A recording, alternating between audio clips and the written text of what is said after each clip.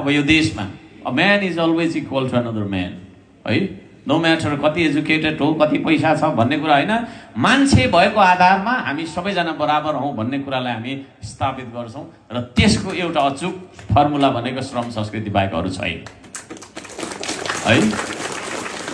हामी विदेशी ऋणको भरमा विकास गर्दैनौँ। यो गोर्खा चौतारी बनाउनका लागि पनि विदेशी ऋण लिँदा हुन्थ्यो होला मैले कुरा मिलाएर होइन, तर यो त हेर्नु न हातेमालो गर्दाखेरि भइहाल्यो त होइन, ऋण परियो त परिएन नि त, यसको ब्याज तिर्नु पर्ने पो भएन।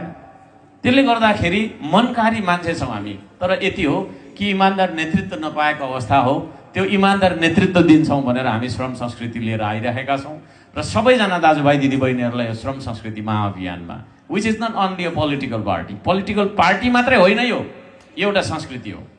यसले हाम्रो सोच विचार यहाँबाटै हामी मान्छेलाई चेन्ज गर्छौँ, यहाँबाट चेन्ज गर्छौँ होइन, छाती र टाउको दिमागबाट हामी चेन्ज गर्छौँ, मुटु र तपाईँको छैन मस्तिष्कबाट चेन्ज गर्छौँ र इमान्दार मान्छे बनाउनुपर्छ हामीले भन्ने एउटा तपाईँको पनि हो र त्यसको फर्मुला चाहिँ श्रम नै हो। श्रम गर्ने मान्छे इमान्दार हुन्छ भन्ने मेरो भनाइ होइन। त्यसले गर्दाखेरि